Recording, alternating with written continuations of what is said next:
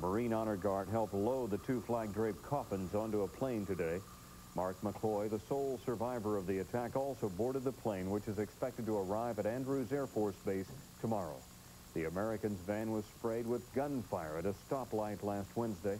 So far, no one has claimed responsibility. The U.S. government is offering up to $2 million for information leading to the conviction of those responsible for the Karachi bombing. It is a little-known part of Washington's fight against terrorism. An average of $150,000 has been given to about 20 anonymous informants in recent years. The leader of the Irish Republican Army, Mark McCloy, and the bodies of his two murderers. Right live to the pictures now of the emotional welcoming home ceremony. Family members of the murdered consulate employees receiving each other right now. McCloy, the 31-year-old ex-Marine who used to live in Framingham, was working at the post office at the U.S. consulate in Karachi the past year. Wednesday, he was in the consulate van stopped at a traffic light in Karachi when gunmen opened fire on that van. McCloy's ankle was shattered by a bullet, but he was lucky. His two co-workers were killed. He survived by hitting the floor. The Pakistani driver survived as well. There you see an honor guard heading to the tail of the military transport to retrieve the caskets carrying the murdered Americans. Mariel McCloy left Framingham yesterday to fly down to Washington to meet this plane carrying her son and her two grandchildren. 4-year-old Patricia and 11-month-old Sean Michael, McCloy's wife, a State Department secretary, was in the United States at the time of the attack. McCloy is not expected to come back to Framingham, at least not for a while. He's likely to receive medical treatment in the Washington area. At an emotional farewell ceremony in Pakistan yesterday, McCloy had no comment except to say that he is looking forward to returning to America, and now he is back on American soil. Assistant Secretary of State Talbot heads the official delegation at Andrews Air Force Base. We're not quite sure what to expect in terms of any kind of a news conference. McCloy has indicated that he is not interested in talking to the media, but he may have changed his mind in the long flight.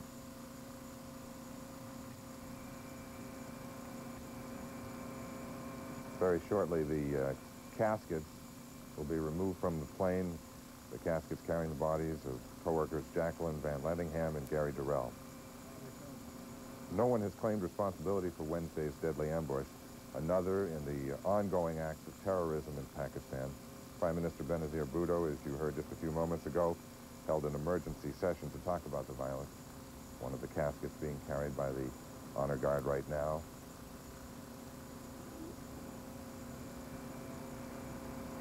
There are 3,000 Americans living in Karachi, Pakistan right now, and that's in large part why there is so much concern among American officials about the escalating violence in Pakistan.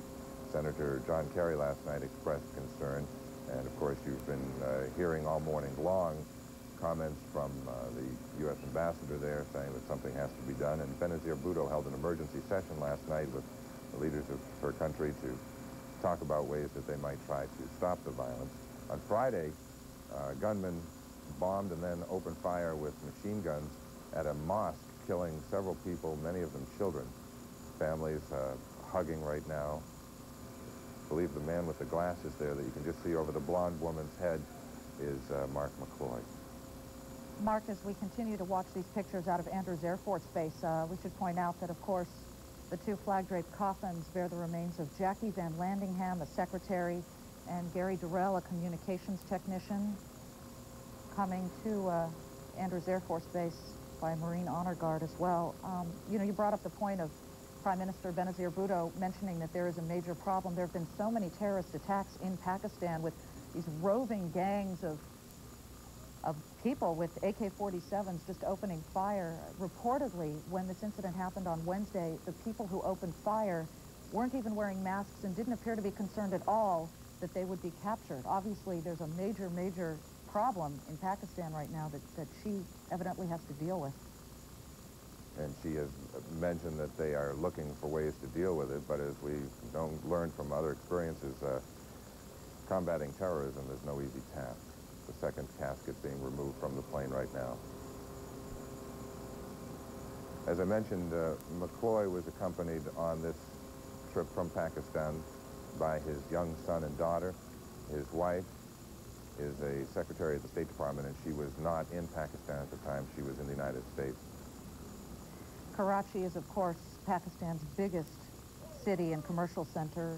Again, no one has yet claimed responsibility. No one's offered really any convincing evidence as to who is behind these tragic attacks.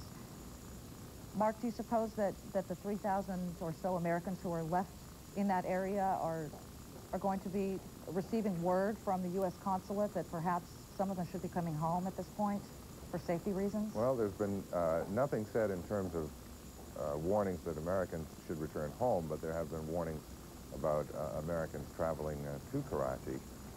I'm sure that is something that's going to be discussed in the days ahead, and you can certainly bet that everyone is on added guard. Apparently the violence there is so out of control that the police cannot keep a cap on it. In fact, there is an independent, wealthy industrialist who actually has set up a group called Citizens Police Liaison Committee. It's a private group that works with police, and apparently the man who organized it, Jamil Youssef, said he just couldn't take the violence anymore and felt he had to do something about it.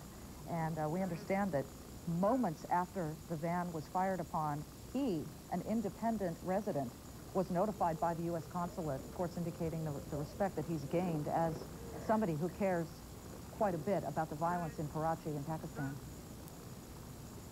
As I mentioned, Mark McCloy said simply that he was lucky to be alive and that he survived by hitting the floor of that van when the gunfire erupted.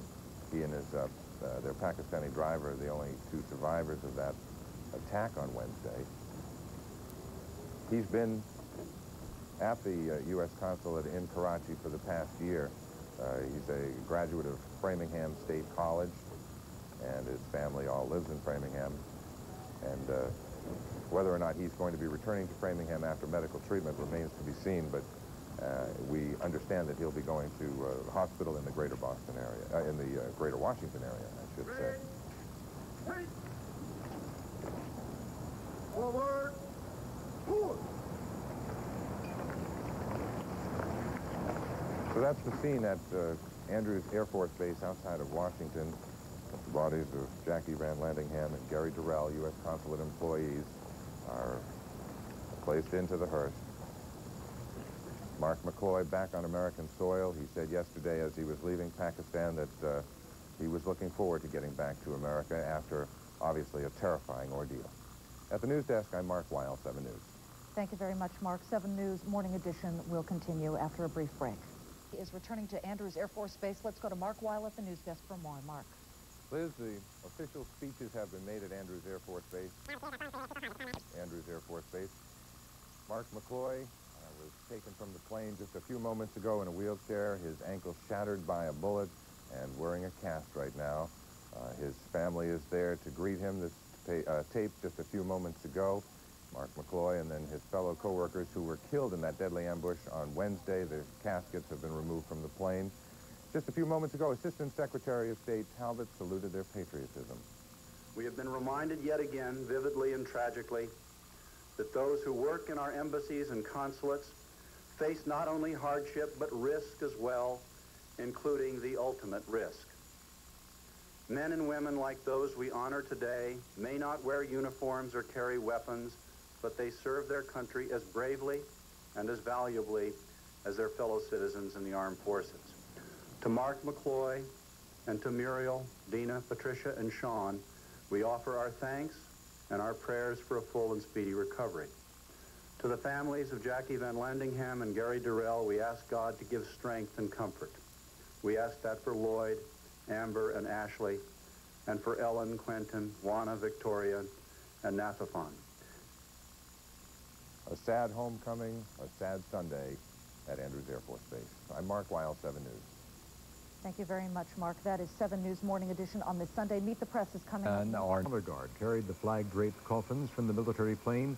Also aboard, Mark McCloy, the consulate worker who was wounded in that street attack Wednesday. U.S. officials greeted the plane. At this sad homecoming and on this sad Sunday, we honor as patriots Jackie Van Landingham, Gary Durrell, and Mark McCloy. volunteered to go to a faraway land, a country that is a good friend of the United States, but that, like so many others, sometimes harbors terrible enemies of its own interests, enemies of our interests, and enemies of humanity itself. In Karachi today, as many as 9 people were killed in a police sweep for the killers. More than 6 dozen people were detained. A surprise witness Tarmac for an emotional return. Young Patricia McCloy, seen here running to greet her mother, Deanna, who was in the United States when the incident happened. Later, an honor guard led 2 sets of pallbearers who carried the caskets to a pair of hearses. Finally, Mark McCloy was wheeled from the plane to his relieved family. Yesterday, we met with Mark McCloy's mother as she left Boston to attend this morning's homecoming.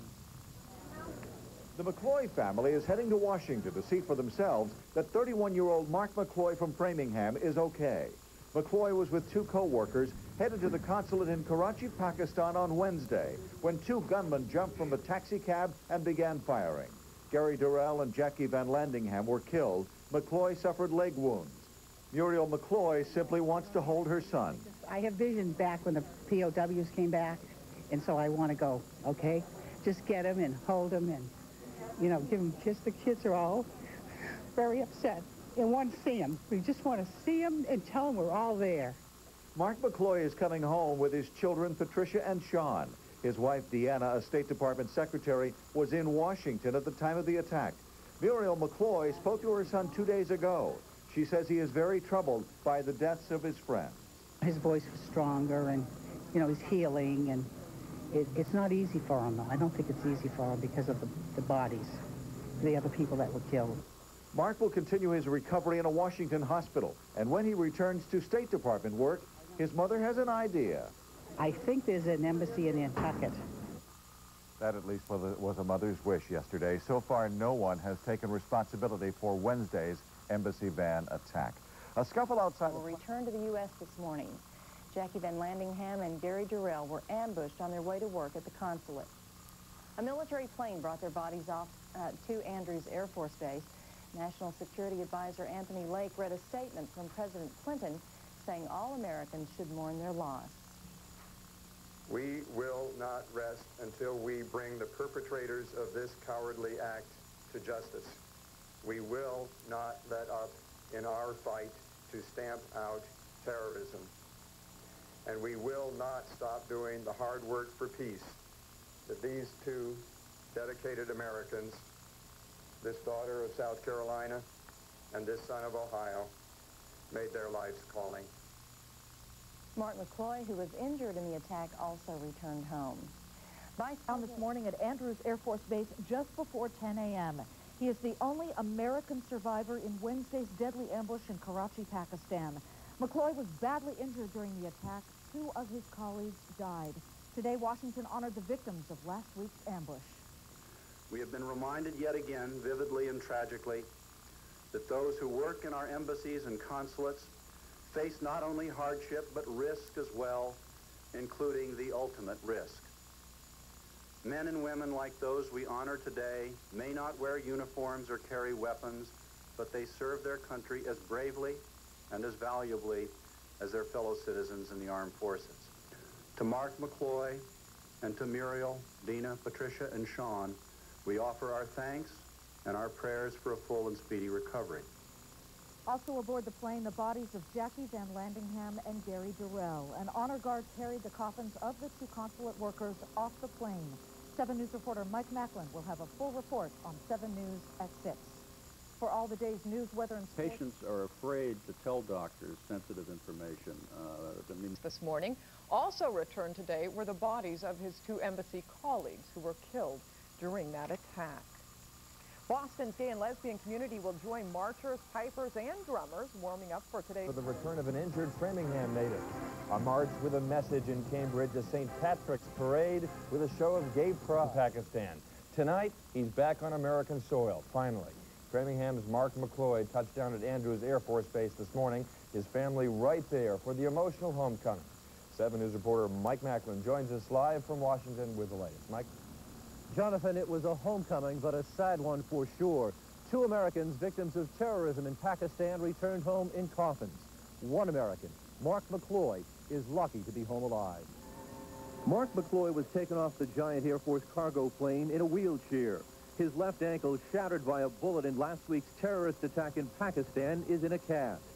McCloy's wife, Dina, and mother Muriel McCloy of Framingham could finally breathe a sigh of relief. Their Mark was home. Absolutely wonderful. He looks great, in good spirits. Couldn't have been better. For two other families, it was a sad, somber occasion. A military honor guard carried the flag-draped caskets of McCloy's colleagues who were killed. The three were headed to work at the U.S. Consulate in Karachi when gunmen raked their van with bullets at a traffic light. No one has claimed responsibility for the attack in which Mark McCloy was wounded. The most widely discussed theory is that it may have been retaliation for the arrest and extradition of Ramzi Youssef, the man accused of masterminding the bombing of the World Trade Center in New York 2 years ago. We will not rest until we bring the perpetrators of this cowardly act to justice. We will not let up in our fight to stamp out terrorism. McCloy was reunited with his wife, Dina, a State Department secretary in Pakistan, who was in the U.S. at the time of the attack. The couple's two children accompanied their father home. 4-year-old Patricia had a hug for her mom. How do you think he looks at it now, given this close brush he's had with death and in terms of his future? I have no idea how he's feeling now, but I know this is his chosen career, and he's a dedicated worker, and that's very important to him to work for this country.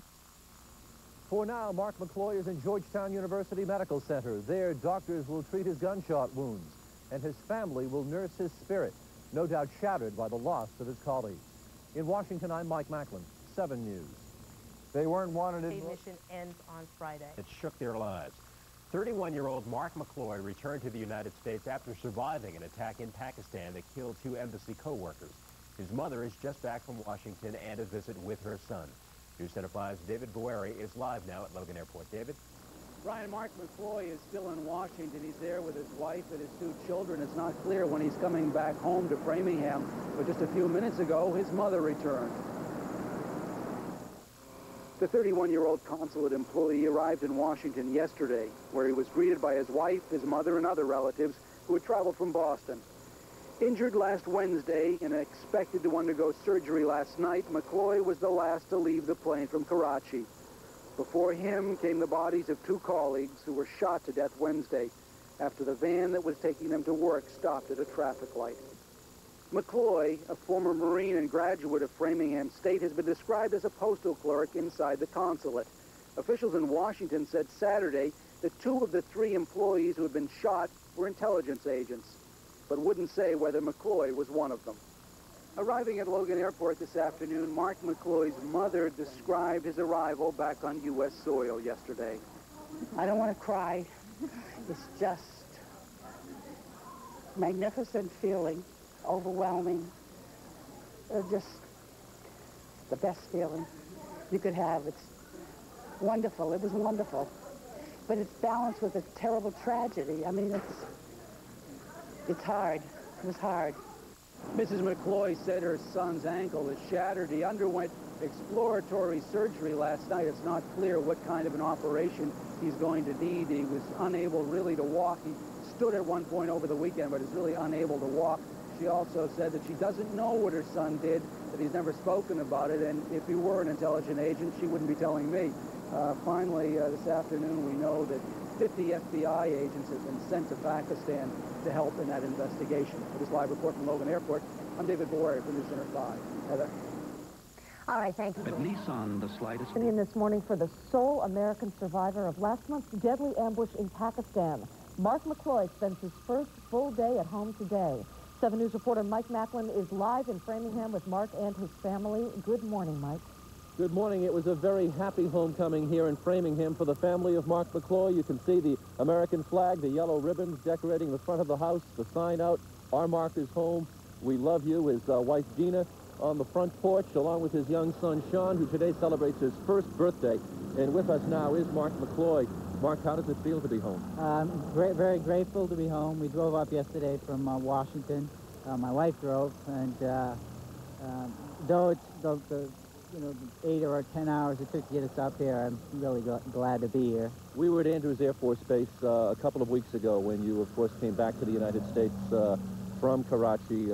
What were your feelings as you touched down and were wheeled off the airplane in the wheelchair and saw your family for the first time after what happened? Well, first they took the two people off the aircraft. The two coffins were removed, and I didn't actually see my folks until 5-10 minutes after I was wheelchaired off. I think my mind was more concentrated on the two people that I knew in Karachi. What about at the day of the shooting? What do you recall? What's the most vivid memory you have of that awful incident? The windows crashing, some screaming going on, and it was just like with any kind of incident like that, just a little bit of blood. And we were just lucky that they didn't hang around, and we were able to get to one of the best hospitals in Karachi at the time within a matter of 10 minutes, and they were able to keep the female, Jackie Landingham, alive for at least a half an hour, and Gary Durrell, the other person, had died, I'm pretty sure, on contact. Do you have a sense that you were in a dangerous place, that something like that could happen? Not really. The violence mainly was aimed not at Americans at the time. Anti-American sentiment is everywhere these days, but they were mainly the various factions and the Muslim religion were going at each other, and there was really no indication that they were going after Americans. Okay. Well, Mark, of course, is back here with his family in Framingham. He's on the mend, recovering from his injuries. And he tells us he's looking forward to the next post that he and his wife hope to have with the State Department. They're looking forward to going to Russia sometime once he's healed, perhaps within the next 6 months or so. For now, live in Framingham, I'm Mike Macklin, 7 News. Stan is back home in Framingham at this hour. Mark McCloy and his family are spending their first full day together in the Bay State. And 7 News reporter Mike Macklin has more on the emotional homecoming live. Mike? Well, Mark McCloy is home, still nursing those gunshot wounds suffered in that terrorist attack in Karachi over in Pakistan last month, and still, no doubt, reliving those terror-filled moments when it must have seemed like there would be no tomorrow. It's been almost a month since the van he was a passenger in was attacked in Karachi, but for Mark McCloy, it still seems like yesterday. Shots started firing, and the windows, the glass in the vehicle started to shatter. And, of course, anyone who's ever dealt with weapons knows the smell of cordite, and then, the two people in the back were pretty frantic. 2 Americans were killed. McCloy was lucky to survive. He returned to Andrews Air Force Base in a wheelchair, his wounded leg in a cast. No one has claimed responsibility for the attack. I think that no one could have predicted that this would happen. Precautions, I'm sure as we speak now, precautions and things that should have been done and weren't done are being reviewed, not only by maybe the FBI, but also by State Department security types. And I'm sure the folks who were responsible directly and indirectly will probably, be discussing what went wrong. McCloy expects that he and his family will spend the next 6 months or so in Washington. Then it's on to their next assignment with the State Department. Both he and his wife expect to be assigned to posts in Moscow. They're looking forward to that, but for the next week, they're very happy to be home here with McCloy's mother in Framingham. Today, a very happy occasion. They are celebrating McCloy's son Sean's first birthday. Reporting live from Framingham. Who was wounded in last month's attack on U.S. consulate workers in Pakistan. Mark McCloy survived after the shuttle bus he was riding in was riddled with bullets. 2 of his co-workers were killed. McCloy then spent several weeks in a Washington hospital and today came back to his board.